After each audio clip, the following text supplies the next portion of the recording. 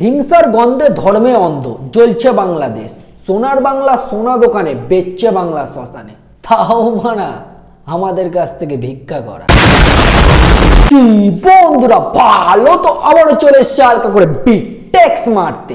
কয়েক বছর ধরেই কিছু বাংলাদেশি পোঙায় বিচুটি পাতা রসঘষা পাবলিকেরা ভারতীয়দের পোঙায় ফেবিকুইকের মতো লেগে আছে। এর আগের বছরই বিশ্বকাপে ভারত অস্ট্রেলিয়ার কাছে ফাইনালে যখন পরাজিত হয় তখন কিছু বাংলাদেশের মনে উল্লাস জেগে ওঠে। আর বাংলাদেশে হিন্দুদের তো আলাদা লেভেলেরই অত্যাচার চলছে। আর এখন যেই কারণে আমি এই ভিডিওটা বানাতে বসেছি, ভারতীয় পতাকার অপমান, তাও আবার কারা করেছে? বাংলাদেশের স্কুল কলেজের কিছু অশিক্ষিত পরিবারের শিক্ষিত সন্তানেরা। আজ এইসব ছাত্র সংগঠনের নামে সন্ত্রাস সংগঠন চালানো পোলাপানাদের নিয়ে খেলা হবে।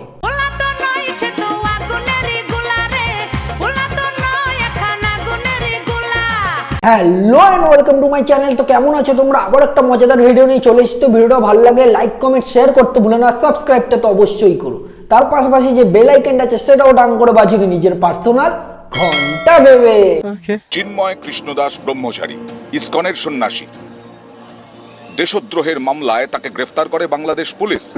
বাংলাদেশে বিভিন্নভাবে উগ্রবাদ প্রচারের চেষ্টা করেছে। এই বাংলায় হবে না, ইসরায়েলের ঠিকানা, ইসরায়েলের ঠিকানা, এই বাংলায় হবে না। আশা করি তোমরা সবাই জানো বাংলাদেশে এই মুহূর্তে কি চলছে। আমার মানে একটা জিনিস দেখে হাসি লাগছে, এরা স্কনের মতো একটা পবিত্র সংস্থাকে উগ্রবাদী সংস্থা বা টেররিস্ট সংস্থা বলছে। যারা ভাই মাছ মাংস তো দূরের কথা, পেঁয়াজ রসুনটুকু পর্যন্ত ছোঁয় না, তারা এখন বাংলাদেশের অলিগলিতে লিফলেট নিয়ে দাঁড়িয়ে আছে, we are not a terrorist. বাংলাদেশে হিন্দুদের অবস্থাটা এখন ঠিক সস্তা পণ্যের মতো হয়ে দাঁড়িয়েছে। যে পাচ্ছে সে পুরো সস্তার মাল বস্তায় পুরে নিচ্ছে। প্রায় প্রতিদিনই বাংলাদেশি হিন্দুরা শারীরিক মানসিক দিক থেকে নির্যাতনের শিকার হচ্ছে। আজ যেসব হিন্দুরা হাসিনা সরকার আওয়ামী লীগ দলকে সমর্থন করত, সেই সব হিন্দুদের এখন খুবই করুণ অবস্থা। স্কুল কলেজ এমনকি চাকরির থেকে পর্যন্ত তাদেরকে বঞ্চিত করা হচ্ছে। আর কিছু কিছু হিন্দুরা যারা আওয়ামী লীগ দলকে সমর্থন করত, সেই সব হিন্দুদের ঘরটার ঘর নেই, সোনাগাছি কুঠিতে পরিণত হয়েছে। ক্ষতবিক্ষত শরীরে ঢাকা মেডিকেলের বিছানায় কিশোরী কল্পনা। এক অমানুষের নৃশংসতায় তার এমন করুণ পরিণতি। হাত পা বুক পেট এমন কোনো জায়গা নেই যে সেখানে তার পোড়ানো হয়নি। তো এই যে পোড়ানো, এবং এটা ক্রমাগতভাবে হয়েছে, একদিনে হয় না। মানে she was attempted to be raped. আমার গালের মধ্যে গ্যাসটা দিয়ে আগুন লাগাই দিছে পর অনেক দস্তাদস্তি করছে আমাদের নিয়ে। গায়ে জামা দেয় রাখছে, গায়ে জামা ছিয়ালে যেটাই না, আর আমার চাইছিল ওইখানে দর্শন করতে। আর এদের নেতারা লোকের বাড়ি নেতা মেরে ফুটো লুঙ্গি পরে ক্যামেরার সামনে কি বলছে সেটা আগে দেখা যাক। আপনি যদি পারেন আমার বাংলাদেশকে আবার পাকিস্তানে নিয়ে যান, পাকিস্তানের সাথে পশ্চিম পাকিস্তান আর পূর্ব পাকিস্তান এক করেন, আপনাকে ডান দিক থেকেও গুলি করবো, বাম দিক থেকেও গুলি করবো। আমরা দেশের জিডিপি কুত্তার টলের মতো ঝুলছে, যখন তখন অপারেশন থিয়েটারে কাটা পড়তে পারে। আর এরা নাকি ভাড়া আমাদেরকে গুলি করো, তাও এদিক থেকে ওদিক থেকেও। কাঙাল চোদা, আমাদের বন্দুক নিয়ে আমাদেরকেই গুলি করবি? 1971-এর ঘটনাগুলোর কথা আমাদের দাদা আসলে ভুলেই গেছে। বাবার আগে চোদা শিখে গেলে এরমই হয়। চোদা কথাটা শুনে মনে পড়লো, দাদার মুখটা কেন জানি অনেকটা পাকিস্তানিদের মতো লাগছে। বলছি দাদা, হালকা করে কানে কানে বলে দাও, হয়েছিল নাকি?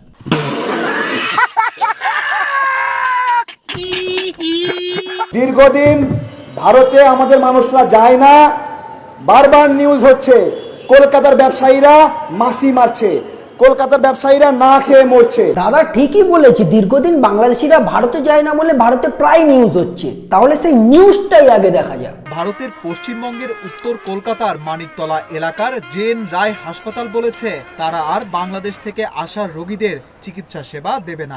আরে বুকে লাগলো, তাহলে আর একটা বুকে লাগার জিনিস দেখো। বাংলাদেশের বাড়ি। এখানে কি ঘুরতে এসেছিলেন? এখানে ট্রিটমেন্টে আসছিলাম।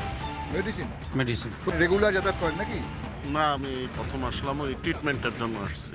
পরবর্তীতে কবে ভিসা দেয়, আমাদের তো ট্রিটমেন্টের জন্য আমার আসতেই হবে। কলকাতার পিজি মেডিকেল ভাঙনের মতো বড় বড় হসপিটালে প্রায় প্রতিদিনই বাংলাদেশিদের ভিড় দেখা যায়। শুধু চিকিৎসার দিক থেকে না, কর্মক্ষেত্র, কলকাতার অলি গলিতে বিভিন্ন কর্মক্ষেত্রেও বাংলাদেশিদের দেখা যায়।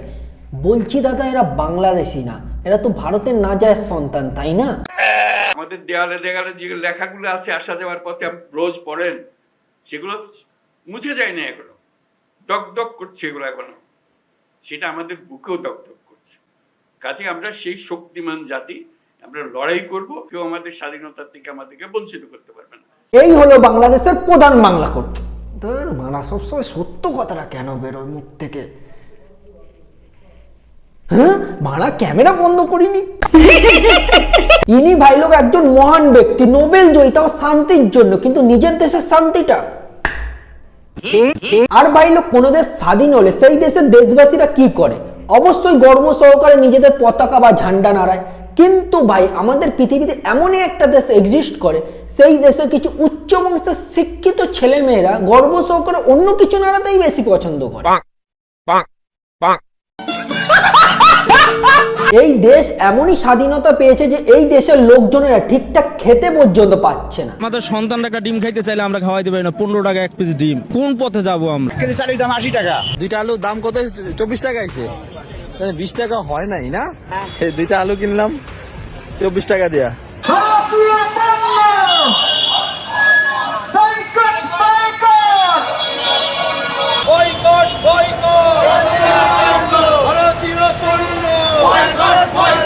রেশনের চালে সংসার চলা ভাবলে ঘেরা রাখি মারা ভারতীয় পণ্য বয়কট করবে। বাংলাদেশের যে কোনো একটা দোকানে একটা যদি বাংলাদেশি প্রোডাক্ট থাকে 50 খানা থাকে ইন্ডিয়ান প্রোডাক্ট, এরা নাকি মারা ভারতীয় পণ্য বয়কট করবে। কিন্তু ভাই সবকিছু বয়কট যদিও বা করে দেয়, একটা জিনিস করবে না, সেটা হলো রয়্যাল এনফিল্ড। ওটা তো আবার ভারতীয় কোম্পানি নয়, ওটা তো ইংল্যান্ডের কোম্পানি। এদের মধ্যেও ভাই সবাই বোকাচোদা না, কিছু ইন্টেলিজেন্ট মার্কা ব্যক্তিরাও আছে যারা এখান থেকে ভাবে না, এখান থেকে ভাবে। আমি এখন যে শার্টটা পরে আছি এটাও ইন্ডিয়ান, এটা আমি ইন্ডিয়াতে গিয়ে যে দামে কিনেছি বাংলাদেশে ওই দাম দিয়ে এরকম একটা কোয়ালিটিফুল প্রোডাক্ট পাওয়া সম্ভব না। ভারতীয় পণ্য এই মুহূর্তে বর্জন করলে আমাদের জন্য ক্ষতিই হবে, কারণ আমরা আসলে যতটুকু চাহিদা ততটুকু তো আমরা আসলে মানে মিটাতে পারছি না। সেক্ষেত্রে তো আমাদের বাইরে থেকে আমদানি করতেই হবে। প্রসাধনীর দিক দিয়ে আমাদের দেশ অনেক পিছনে আছে। যেমন আপনি যে কোনো প্রসাধনী বাহ্যিকভাবে আমরা ব্যবহার করি সেটা ম্যাক্সিমাম আমরা কিন্তু ইন্ডিয়ান কোয়ালিটিটাই কিন্তু আমরা আগে দেখি। মানসম্মত দিক দিয়ে আমাদের অনেক এগোতে হবে, তাহলে কিন্তু আমরা বাংলাদেশি পণ্য ব্যবহার করতে পারবো। এইসব সো-কল নেতারা বাংলাদেশের ইউথদের ব্রেন ওয়াশ করে ভুল পথে চালিত করছে। আমার একটা জিনিস দেখে সত্যি ভাই খুবই দুঃখ হলো, এই বিষয় নিয়ে মুখ খোলার মতো বাংলাদেশে কোনো মাইকেল আল নেই। কিন্তু ভাই টিকটকে মুজরা করার পাবলিক প্রচুর আছে। আরে অপু ভাই, হ্যাঁ ভাই, কি ভাবেন? ভাবতেছি ঢাকায় আসে টাকা নাই, কিন্তু মাইয়ার অভাব নাই। আমি নিজেই তো একটা অ্যাটিটিউডের ডিব্বা। তোমার ভাব দেখার টাইম আছে? দূরে গিয়ে নিজে মরবা নাকি ধাক্কা দিমু? আজকে ভাই লোক তোমাদেরকে পোঙায় স্প্রিং লাগানো, জাপানিজ চাইনিজ পাঞ্চ করা বাংলাদেশি এক ব্রিটিকে দেখাবো। কিতাবা ও মুগু পিছে চলবা, আমরা লোক গিয়া লম্বা লম্বা মাছ পাতবা, মিলা কইতে চলবা। বড়া কি বললো কিছু মানে বুঝতেই পারলাম না। ট্রান্সলেটরটা অন কর। ঠিক বলেছিস তুই, দাঁড়া।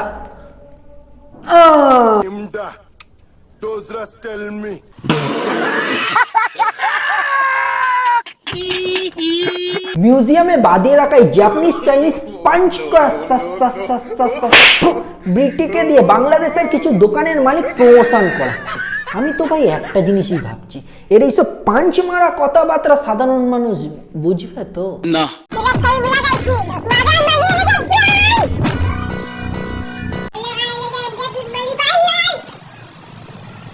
আশা করি এই ভিডিওটা বাংলাদেশে অনেক মানুষজনের কাছে গিয়ে পৌঁছাবে। দেখো বস, তুমি যদি ভুল করে থাকো তাহলে তোমার পশ্চাৎপদের নিচে হালকা হালকা করে আগুন জ্বলতে শুরু করবে, আর তুমি যদি ভুল না করে থাকো তাহলে আমাকে সমর্থন করবে।